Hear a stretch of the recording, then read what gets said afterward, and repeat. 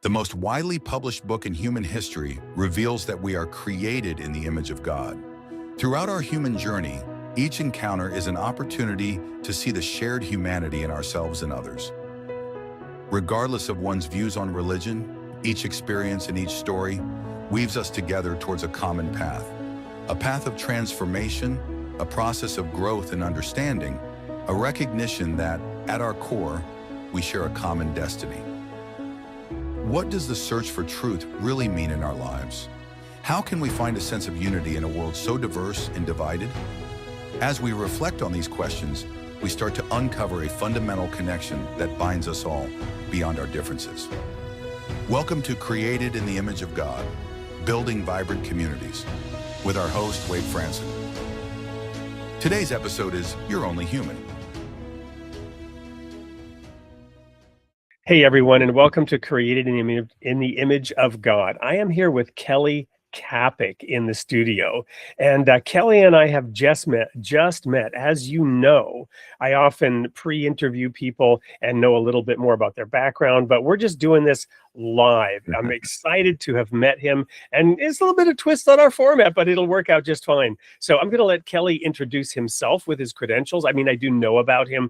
I've seen his books. We definitely want this gentleman on the show, and you're going to want to learn about him and hear what he has to say. Here we go. Kelly, welcome to the studio. Tell us a little bit about your background. I love it. Yeah, it's great to be with you. Background's always hard. I'm born and raised in Northern California, and my wife comes from Southern. I'm an early 1972 kid, and I was raised in a Roman Catholic home, youngest of three boys. And by the time I was in elementary school, I had stopped. Pretty much all of us, except my dad, had stopped going to church. And then my middle school years were kind of like people's college years. They, as ridiculous as it sounds in terms of the partying, it was all there. This was back in 16 Candles, all those movies, right? I was just trying to live it as a middle schooler. But then ended up, because of a huge youth group was around in a Baptist church, and I partied with a lot of kids, I started going to try and get people off my back and became an active follower of Christ through that. Ended up going to school called Wheaton College because some people told me it was a good school. I didn't know where it was, and went to seminary and did a PhD at University of London. I've been teaching at a place called Covenant College since 2001, and it's a beautiful place on Lookout Mountain, Georgia. So tell us a little bit about that transition from coming from a Catholic family and now getting involved with not exactly holy rollers, but Baptists, right, of all things. Yeah, and I mean, I didn't have any categories, but it was a very kind of socially, politically, or theologically conservative, maybe even fundamentalist leaning church at the time. It was different for me growing up Catholic. I was so young. I really didn't know anything. In more recent years, last 20 years since my PhD, I now draw on so much Catholic theology for all the good and the harmony. But for me, I just didn't know what it was, and it was a bunch of rituals I didn't understand. And in high school, this youth group was very meaningful because they talked about Jesus in a way I could understand and start to pray and relate. And so it was a bumpy transition for me, for my parents. My parents were great now, but at the time, I'm sure I said a bunch of dumb things and hurtful things. But they weren't. You said they stopped attending church anyway, largely. Well, my father always kept going, but my mom at the time, she stopped with us boys, basically. And what were her reasons for stopping, to your awareness? You may not know all the reasons. I'd probably have to let her answer that.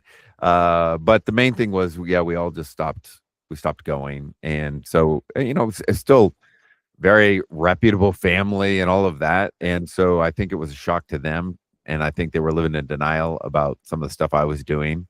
And as it started to become more public, it created some tensions. And so I think they were happy when I started going to church and in this different setting, just kind of thought, well, although there were odd parts about it. Yeah. And then digging into that a little bit more, and again, just kind of digging in superficially, that's interesting that you juxtapose the richness of the theology of the Catholic Church and perhaps the richness of the experience in the youth group, right? The more immediate. Right. Maybe Yep. contrast that a little bit more, and how have you sort of processed that divergence of religious approach? Yeah. I mean, I recently in December I had a book called Christian Life that came out, and it's a theology of Christian life. It's not a how-to. It's like, what's the theology behind it? And in that book, near the end, I spend a couple chapters on the importance of ritual and practices. And so that kind of informs how I think about this. I really do think it's interesting you bring up the question, because in many ways at that time, the informality, the immediacy was very attractive. I'm a college professor. I have been for decades, and you find a lot of young people now, that kind of immediacy in that format is not as appealing as some high church things. Mhm. And so I just find the whole thing kind of a fascinating thing to explore. And so rituals never save us. Want to be very careful about that. But the reality is all of us are engaged in rituals, whether we know it or not. And that's been part of my work, is to try and think through what's the theology behind it. So how, and what are practices that we do that need to be revised? What are ways that are helpful? And how do rituals either promote or hinder intimacy with God? Yeah, and I haven't thought about it this way, but even the title of this show and I'm going to call it the symbiotic dichotomy Mm, of created in the image of God, building vibrant communities, right? Because right. the human experience, and we'll get into this a little bit more as we talk about your work, as you shared with me just briefly before the show. The human experience is, we've got this high calling, we've got this high standard: become ye therefore perfect as your Father in heaven is perfect. But none of us can attain to that standard. And building a vibrant community, as Jesus showed us, involves, having to interact with sinners, right? And so you've got this tension. Yeah, I mean, and so yeah, I'm trying to think through what you're asking. There is a tension, and I'm some not of it, asking really anything. I'm yeah, just sort of yeah, processing what you're telling reflecting me. on it, and Yeah. some of even that, when we take a text like, be perfect, God is perfect, and Paul talks about be imitators of God. It's interesting, the word, and I'm sure you probably know this, but the word perfect is really biblically, it's about fullness or completeness. It's not Yeah. necessarily about no sin. This is why Hebrews can say that Jesus became perfect. It Right. wasn't, they're not saying he was a sinner and then all of a sudden stopped being a sinner, but he ended up having the fullness and the completeness of the human experience, right? And so in what ways are we to imitate God? Because it would actually be blasphemous to say I'm supposed to imitate God and therefore I should think I'm omnipresent, right? I should be everywhere. I should know everything. I should do everything. And as you were alluding to, that part of my work is to say, no, no, no, that's God. That's not us. And we don't even need to feel guilty that we can't be everywhere and know everything and do everything. We've got to get more comfortable being creatures. Yeah, I want to explore your background a little bit more, but I gotta ask this now before I forget later, because this is a verse that I chew on a lot, Mm, and I'd love to get your take on it. The verse is, um, Jesus learned obedience yeah, through the things he suffered. yeah, Unpack that in the context of how you just yeah. unpacked be perfect. Yeah, it is the kind of way, and I kind of try to unpack that more in the book called You're Only Human, where the humanity of Jesus is very important in the ancient church and our creeds and confessions, whether you're Protestant, Catholic, Eastern Orthodox. For us, Jesus being not just fully God but fully human are equally important. You can't compromise one or the other. And so you find these very uncomfortable statements like in Luke 2:52, where Jesus grew in wisdom, knowledge, stature, and favor with God and man. You're like, what do you mean? What does that even mean? And I think that's what the author of Hebrews is doing there, that the eternal Son of God knows everything, right? Okay, let's approach it this way. So we know that God knows everything. He's omni, right? Omniscient. He knows everything. So why does the author of Hebrews, Exists outside of time and space. We yeah, can't even begin to he created time and space. Can't even right, begin to comprehend what that's like. It's right. impossible. So now think, well, if God knows everything, then why is the author of Hebrews thinks it's such a big deal that we have a sympathetic high priest who knows what it's like to be tempted in all ways as we are, yet without sin. Yeah. Because God already knew, right? Well, God always knew, but he knew as God. Right. And the remarkable thing is that when the eternal Son of God, sent out of the love of the Father and the power of Spirit, becomes human, now the incarnate Son, so God through the Son, knows these temptations, not just theoretically in terms of all knowledge, but experientially. He knows it now from the human side. Yeah. That's remarkable, right? So it's not that God didn't know everything. The way the ancient church would put it is, the Son doesn't cease to be what he was, that is truly God, but he becomes what he was not, is fully human. And in a fully human experience, just bodily, we grow. We can grow in all these kind of ways, and that would include experientially. And that is a powerful statement of God's solidarity with us in Christ.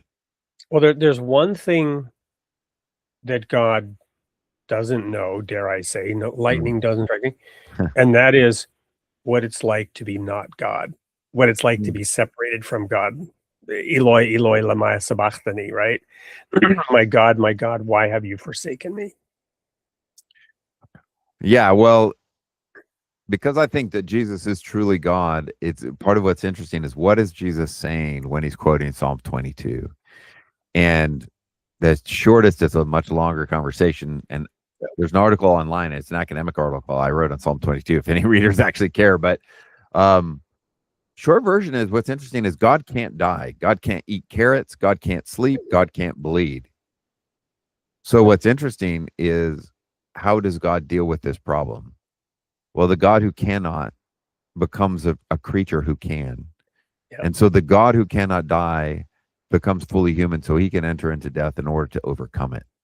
Because the God of life enters the grave that's never satisfied, and the grave spits him out, and you have new life now. And he leads the captives free. So God can't die, but he can in and through the Son. Something So like that. one more question, and then I want to dive back into your background. I have a dear friend. She's a woman from the Bahamas. My wife and I go to a nursing home every Sunday and twice a month for dinner with this group of lovely people that just look to us for, they actually wanted a spiritual community and family and somebody who knew the Bible to come and talk to them. And we've been doing this for 2 years. And she told me something that I didn't know. Now, my undergrad degree is in theology, and I was an ordained minister. But unlike you, I don't really know theology, right? I mean, I've studied my whole life, but I didn't go and get a PhD at a university with rigor, right? Right. So that's the context I'm asking you this question. She said, and I'd never heard this, and I haven't fully processed it. This was like 2 weeks ago. She said, Jesus breathed forgiveness into creation when he said, Father, forgive them. They know not what they do. And I hadn't considered that. Until that, you had mercy, but you didn't have forgiveness. What's your take on that?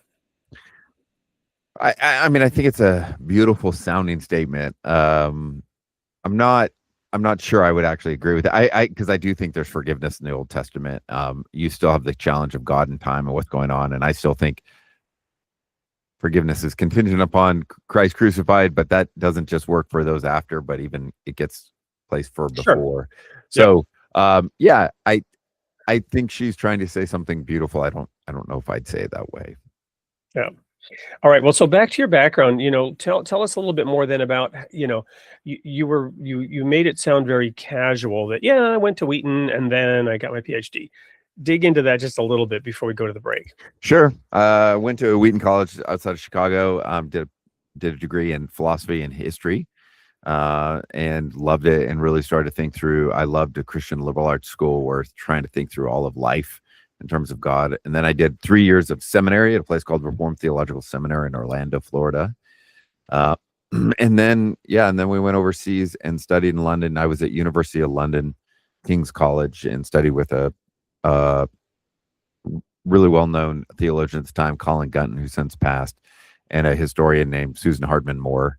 And just really exploring the Trinity and how the fact that God is triune relates to what it means for us to be human. How do we relate to this God who's triune? I'm going to right now extend an invitation to have you back to talk about the Trinity in detail. Won't dive into it today. Sure. Then after getting that PhD, and what was your thesis on? My thesis is on a 17th century figure named John Owen. He was a famous Puritan, the head of Oxford University, and he wrote a ton on the Trinity and communion with God and sin, and 24 volumes worth of stuff. So was this a Puritan pre-US, post in the United States? No, he was a Puritan at Oxford. He's British. He's English. Okay. His whole life. He was one of Oliver Cromwell's chaplains for a little bit, and then opposed Oliver Cromwell, which didn't go well for him, but that's fine. But good for him. Okay, well, second invite to come back and explore American religious history, right? Because I'm loving this conversation. So moving on then, you completed your PhD. Now you re-enter the real world, from the hallowed ivory towers of academia. Well, you haven't really entered the real world. So my wife and I, we're interviewing at different places. We flew to this place called Covenant College on Lookout Mountain, Georgia, right above Chattanooga, Tennessee. It's right on the border of Chattanooga and Tennessee, and we love beautiful area. Yeah, it's beautiful liberal arts, Christian liberal arts school. And once we visited and talked with faculty and students, we're in love. So we've been here since 2001. We have 2 adult children now who have gone through Covenant, and one's preparing for ministry, and the other's an econ major. And hopefully she won't forget us when we retire. Someone who could actually make money and not just in ministry. I've been working with college students at Covenant since 2001 as a professor of theology. And what are the titles of some of the courses you teach there? Yeah, so every student who comes to Covenant, even if they're studying pre-law or chemistry or whatever, everyone takes an Old Testament class, a New Testament, and then 2 classes called Doctrine 1 and 2, which is a year-long overview of theology amid all the other classes they take.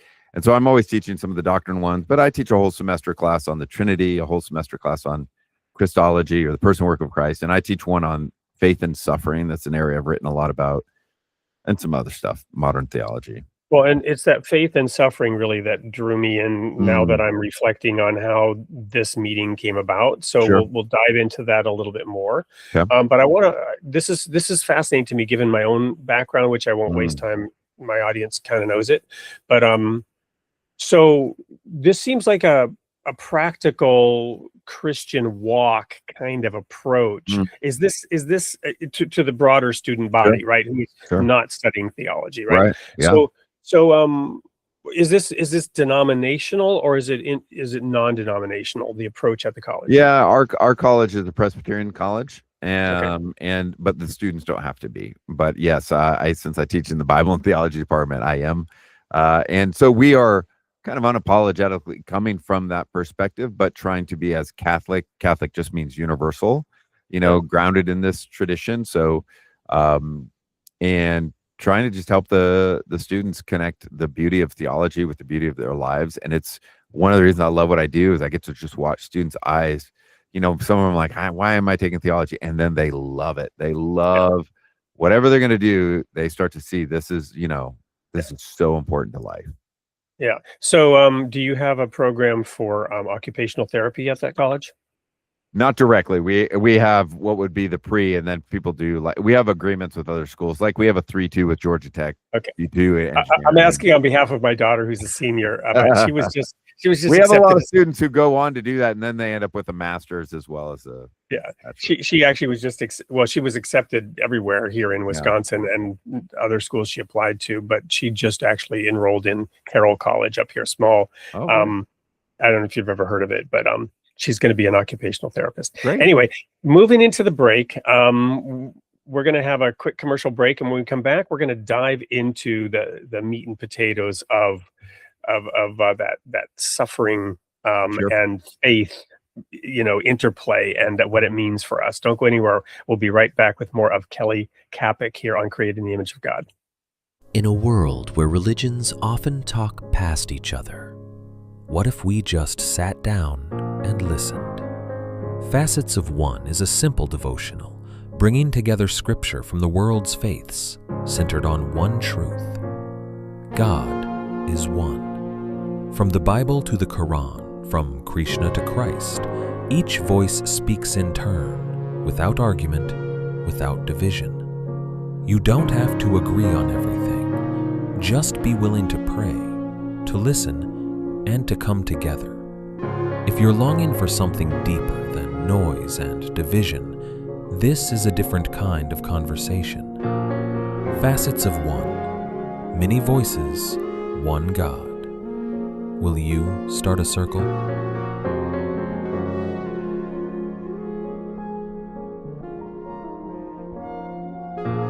Welcome back to Creating the Image of God with Kelly Kapic, who is a professor at Covenant College. Did I get that right? Yeah, great job.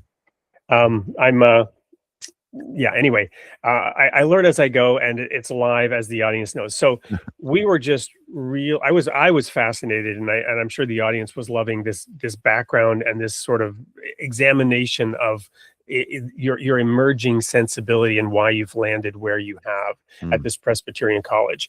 And you mentioned that you cover kind of like fundamentals of theology for every student that comes in, so that they have a grounding, and also some higher level classes for those who pursue that.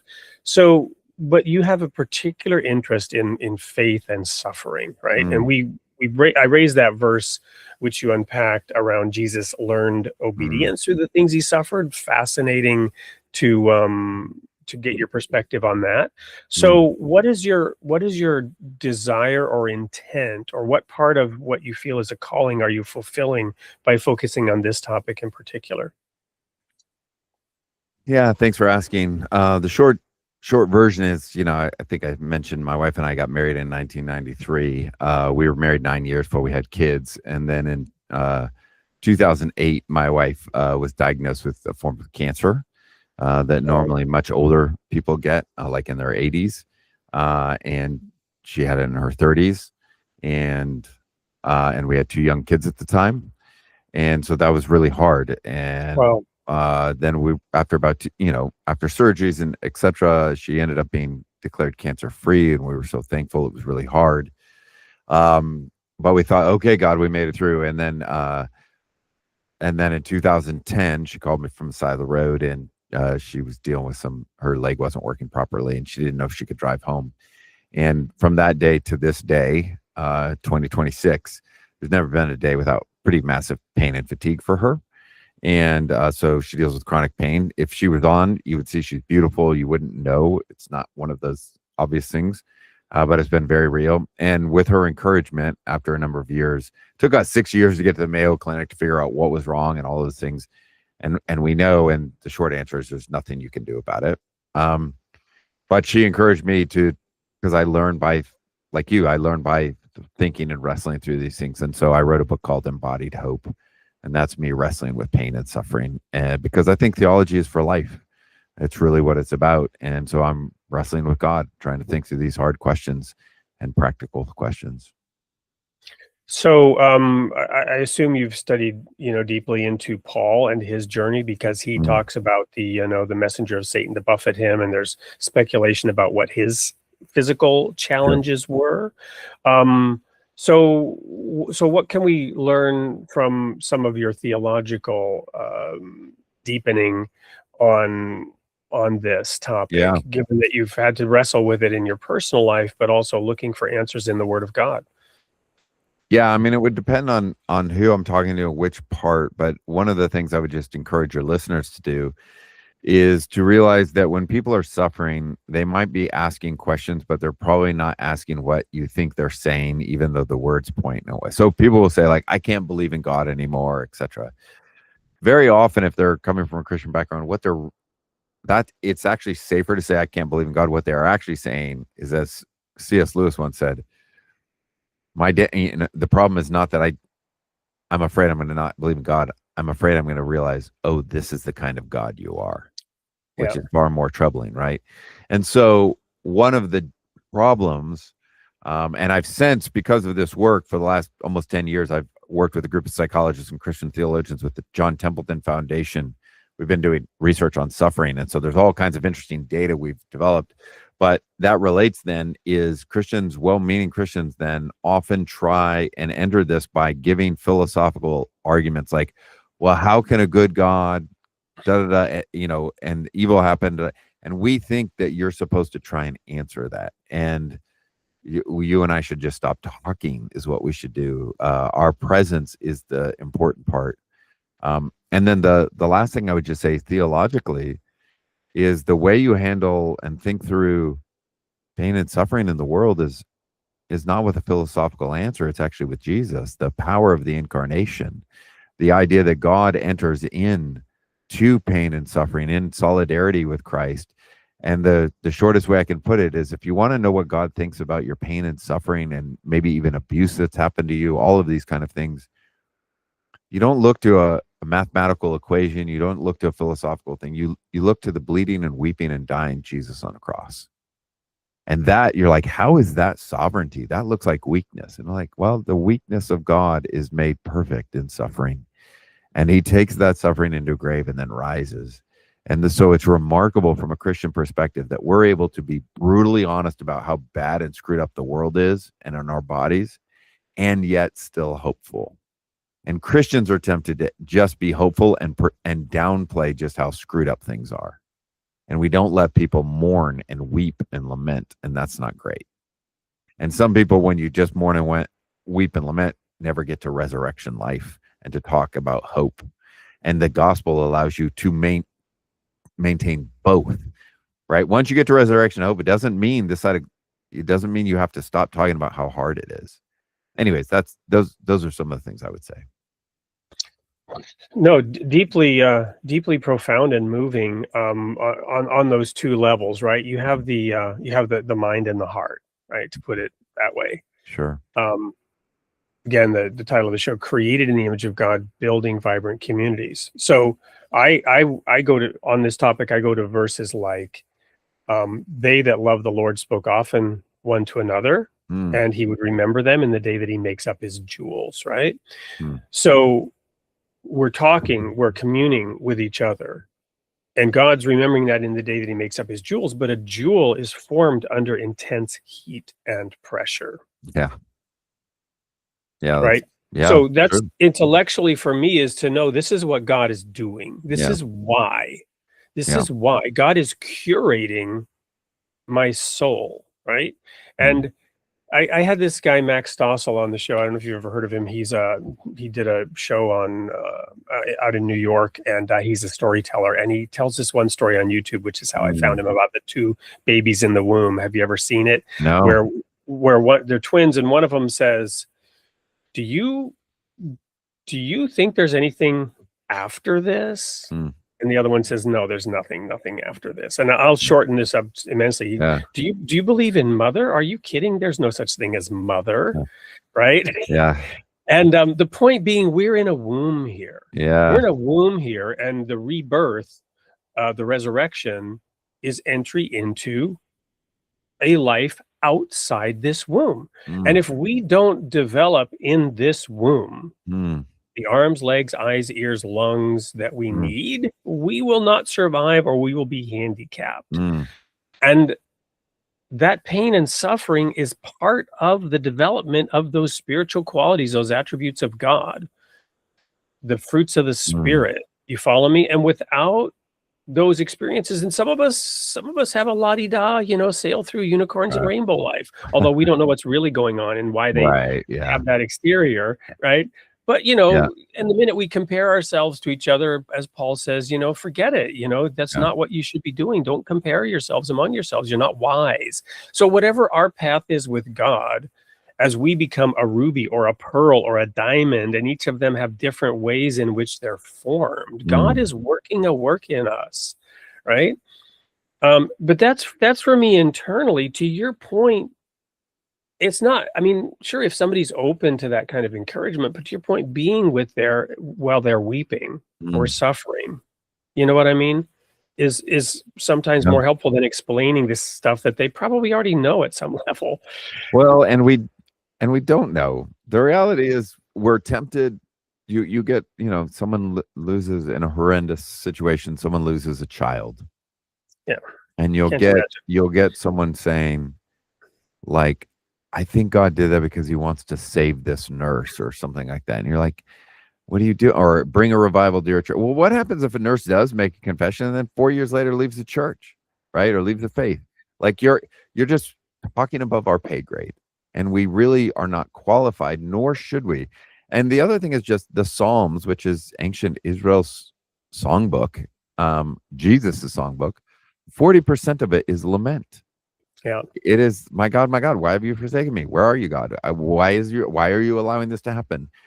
And in a lot of American Christianity, we do not have space for lament, and that then distorts our view of God, ourselves, and how we live in this world. Wow.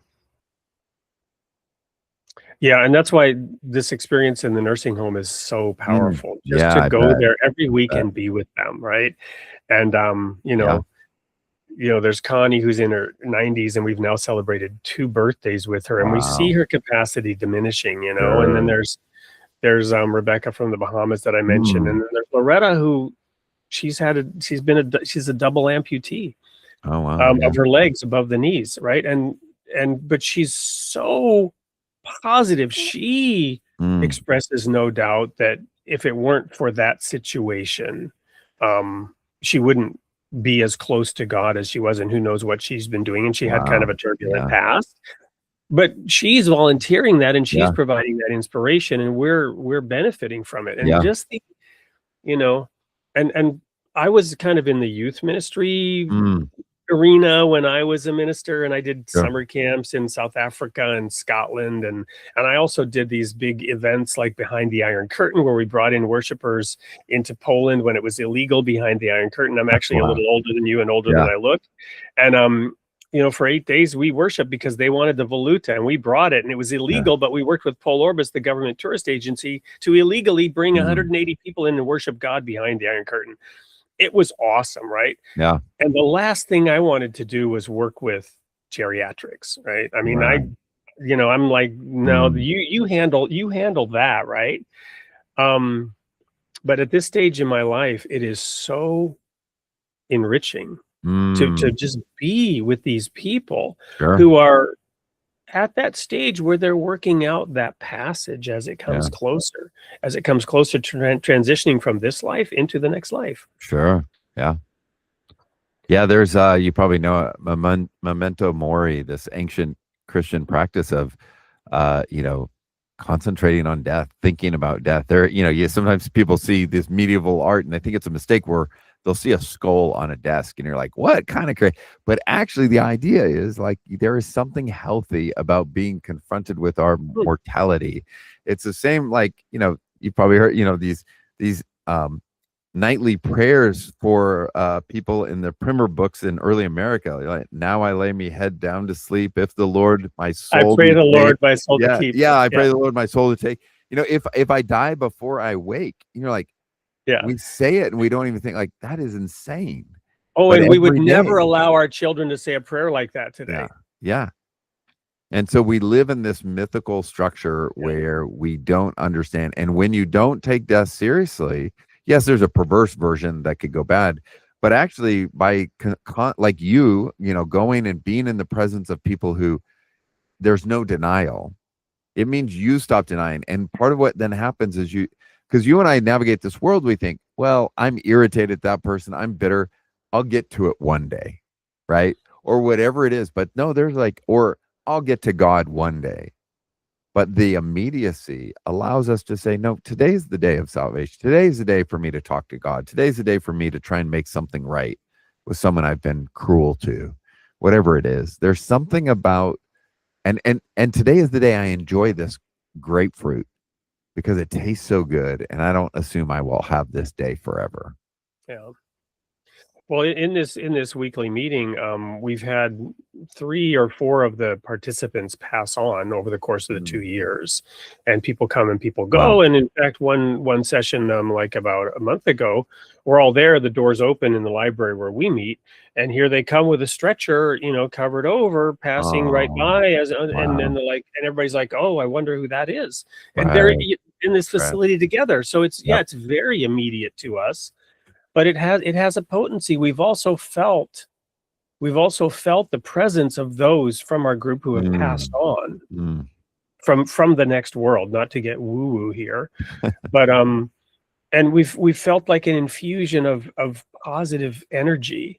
mm, And now that I think about it, and I had not actually thought about this, I actually lost both my sisters, my mm. younger and my older sister, to one of them of cancer and one of them killed by a drunk motorist. Yeah. During this time frame, while we've been, I Mm, just now correlated that those 2 things happened while I was, mm, and I don't know how the power of that, of the help of being involved with mm. these people to get through that. And it's this Powerful. community that you're talking about, being with people in their suffering, and also Yeah. the lament. Yeah. I mean, as you probably know, like you go to historic churches around the world, Australia, England, America, and there's graveyards right by them. And every day, every time you'd go to church, you pass a graveyard. And now what we've done is we've so separated that that we do everything we can to keep ourselves away from death, and that can distort our understanding of humanity and the life we've been given. Wow. All right. So moving on from death to, but thank you. This deep reflection. I can't thank you enough for, and I hope the audience is getting as much out of it as I am. So here's this theological question that I told you I would raise with you, given your background and experience. I'm not gonna. Well, I guess I'll call this a little pet idea, right? So, but it's because I've spent so much time studying the book of Genesis, the 2 trees, what that means. If I've brought scholarship to any topic, it's those opening chapters of Genesis and the way that the word desire is woven in. Eve desired the fruit. Sin has desire for Cain. Part of the curse of Eden is your desire will be to your husband and he will rule over you. I actually got into this on the topic of, marriage, back when I was a minister and divorce was happening, and my wife divorced me. I'm now remarried very happily with 2 children. But it was the most, and you don't know this, my audience does. My parents divorced when I was 8. I was kidnapped when I was 9. Reason I was in Sweden as a kid, my dad smuggled us out of the country. I was separated from both parents for 2 years. After 2.5 years, the Supreme Court of Sweden gave me and my 2 sisters back to our mother, who was an alcoholic, which is why my dad did it. And that didn't end well either. So part of my journey and suffering comes from those early experiences. But that's why I dove deeply into when my own marriage was failing, because this was the one thing I would never do. The demon that haunted me was, I will never get divorced. Right. Yeah. And of course, but anyway, the point is, I've spent a lot of time in the book of Genesis, the 2 trees, the tree of the knowledge of good and evil, right? Paul has this statement in Hebrews where he says, you are not weaned. You're immature. You're drinking milk. And you should be teachers, but you're not. You need to be taught. You should be mature enough. You need strong meat, but strong meat belongs to those who, by reason of use, have exercised their senses to discern good and evil. And this little pet idea is Paul flips the script. Jesus flipped the script on everything. My view of the prodigal son parable is Jesus is flipping the script on Cain and Abel. The good son becomes the bad son. The good son is jealous of the bad son. And the story of the prodigal son is really more about the father, how the father treats the children. and it unpacks and lets the Cain and Abel story breathe in a different way. That's my theory about that. The Good Samaritan flips the script on who's good and who's bad. Jesus flipped the script on everything. He turned the tables over, right? So that you'd have to look at things differently. So Paul is here, in my view, flipping the script on the tree of the knowledge of good and evil. But this gets to some deep theological questions about the fall and whatnot. My point is this: Jesus is the second Adam, right? Whatever that means. but he so completely made everything new that we are now at the stage where we are supposed to be eating of the tree of the knowledge of good and evil. Our path forward as mature Christians involves not just being created in the image of God, but becoming like God and discerning good and evil, with, of course, the help of the Holy Spirit and the Word of God, both the written revelation and Jesus, the Word of God, and creation itself, which is the great manifestation of who and what God is, our great laboratory. If the Holy Writings are the text, the school books, creation itself is the laboratory. And Paul is saying, you need to dig in and figure this out. By reason of use, you must exercise your senses to discern good and evil.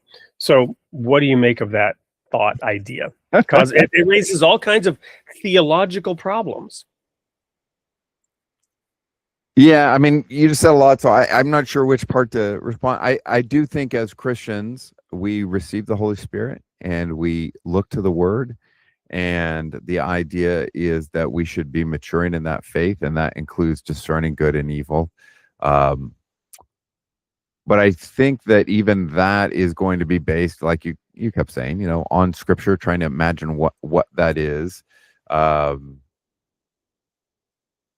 And maybe I'm not understanding which are the problems you're concerned with, or what. Well, first of all, God said, you shall not eat of it. So right. it was a temptation, right?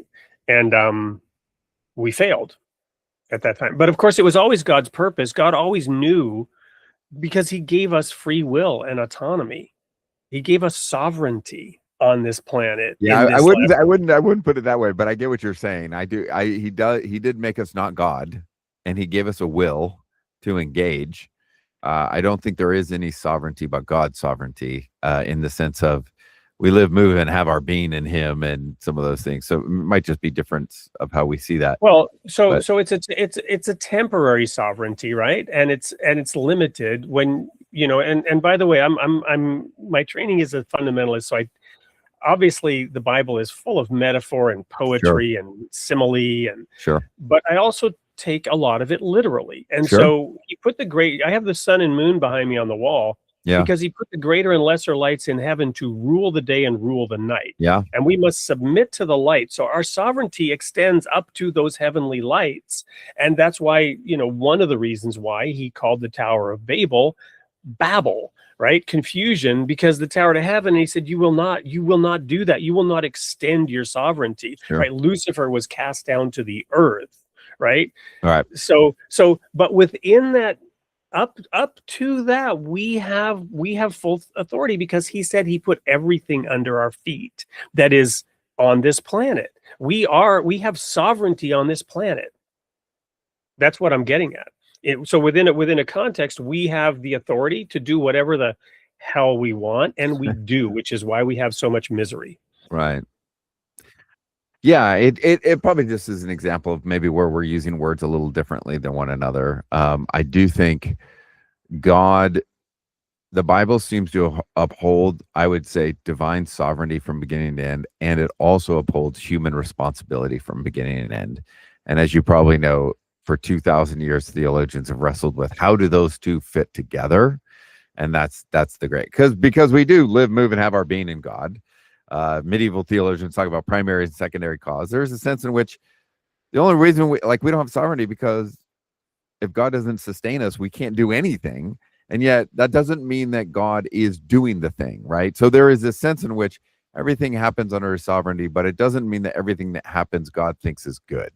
Right. Anyways, there's a bunch of distinctions we'd want to make, but I think I get what what you're trying to say, just in terms of we have responsibility, our actions matter, and God is calling us to, going back to the title of your podcast, to image him, to be like him. And in the ancient Near Eastern world, what would happen is the kings would create little images of themselves, or big ones. They'd be like 10 feet tall, and they'd send them out to the extent to the farthest regions of their territory. And so the idea would be you'd come upon an image of Pharaoh and go, oh, this is Pharaoh's land. This represents his presence. And so we are supposed to represent God's presence, reign, and his rule. And there are ways that we can be like God and ways that we act that are very unlike God as we image him. Amazing. Thank you so much. We're going to go to a quick commercial break. When we come back, I'm going to ask you, where are you growing next? What's next on the horizon? Are there more books out there? And also tell us a little bit about the books that you might recommend to the audience, where they can get them, so that people can engage more deeply with your perspective on things. Don't go anywhere. We'll be right back with more of Kelly Kapic on Created in the Image of God. What do ancient prophecies, the collapse of empires, and the Beatles have in common?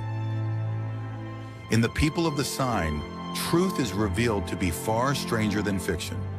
Wade Franson weaves together a childhood torn apart, world-shifting events, and the music of a generation, on a journey that's as personal as it is historic. In the hardness of the heart, the quest deepens.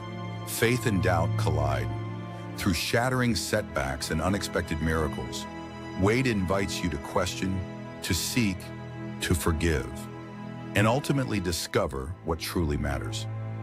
This is a story of reconciliation, resilience, and a universal longing to understand the mystery of God. Then, in The Rod of Iron, the relentless search for coherence comes to a breathtaking conclusion. From the Tower of Babel to science's furthest frontiers, Wade connects the mysteries of the past to the unity of a possible future, and to the deepest longings of the human soul. Wade Franson's trilogy is a riveting odyssey, exploring faith, science, forgiveness, and the music that ties it all together. Discover the story where every puzzle leads to a greater truth. Start your journey today. Welcome back to Creating the Image of God. We're wrapping up. We're running into a wall, but we have just enough time for Kelly Kapic to tell us a little bit about where he's growing next, the stuff he's working on, and how you can engage with him and his material, and maybe even contact him if he's willing to share that. Thanks. Yeah, to know more about me, you can look on Amazon, or just Kelly, Kelly Kapic, Kapic.com. There's a website, and churches and stuff and conferences. There's a way to invite me to speak. But yeah, I'm right now. The three projects that are all coming out, have come out or are coming out, are this more academic volume, or for pastors, called Christian Life, and I'm exploring the theology, not to do like, here's how you be a Christian, but it's more like, what has God done? And I'm really exploring the love of God, the grace of God, the fellowship of God, and what that means. And there's a lot in there about ecclesia, which is your emphasis on community. It's really important. So and the one thing I'll say, there's so much I'd like to say on that, but is the surprising thesis there that might surprise people is the argument is Jesus, from a Christian perspective, Jesus is not just who we worship, but he's the lead worshiper. And that second part is not something a lot of Christians always have unpacked, but it's really important. He's not just who we worship, but the lead worshiper. And then when we have you back on the show to talk about the Trinity, I want to dive into exactly that. Yeah, it's a biggie. And then you can see my books online, but the other one I would mention that's coming out is called When the Journey Hurts. And that's an exploration of faith and suffering. And this is with a psychologist and another theologian based on our John Templeton research. And so we're trying to combine psychology, theology, and really pastoral things. And that's really for laity. But for my older works, people can go online. I've written a lot about just how exhausted we are in a book called Your Own Human. And so any listener who's really tired, but feels like God expects more from them, my guess is that could be liberating. Wonderful. So thank you so much for being on the show. And we just have 1 or 2 minutes left. What final message would you like to leave with the audience? Oh, yeah, that's great. Maybe it relates to the last book I just mentioned. I really think it's important to realize that the goal, if you're a Christian, the goal of the Christian life is not to become superhuman, it's just to be fully human. And we were made to be human is to be in communion with God, communion with our neighbor, and rightly communing or in relationship to the rest of the world. Loving God, loving neighbor, loving the creation. And Christianity at its best is simply trying to reconnect you into that communion in and through Christ and by the Spirit. Well, thank you so much. I will conclude by adding my little tagline. As the audience knows, you Yeah. were created in the image of God, and God loves his creation. Stay tuned for the sneak peek of next week's show. And Kelly will create a little sneak peek from snippets of this show so that we'll promote you in advance. And I will reach out to have you back on the show. I know the audience wants to know more. I want to know more, and hopefully you'll be able to squeeze that into your extremely busy schedule. Thank you so much for being here, and it's been truly a pleasure. Great. Thanks for having me. All right, we'll talk to everyone soon. Next week on Created in the Image of God. Sunday, June 21st at 7 a.m. U.S. Central Time, host Wade Franson interviews Steve Chalk, Baptist minister, author, and founder of Oasis Charitable Trust. He reflects on faith in action and why the gospel must be expressed through justice, reconciliation, and community transformation. From church and public life to the challenge of building a more compassionate and inclusive society. And then on Tuesday, June 23rd at 8 p.m. Central Time, host Wade Franson interviews Gary Rensburg. Scholar of the Hebrew Bible and Jewish history, he explores the language, history, and literary design of Scripture, and how the Bible reveals itself as a carefully crafted work of remarkable depth. From ancient Hebrew and the Dead Sea Scrolls to a richer understanding of the world behind the biblical text. Join us live this week, Tuesday and Sunday, Created in the Image of God.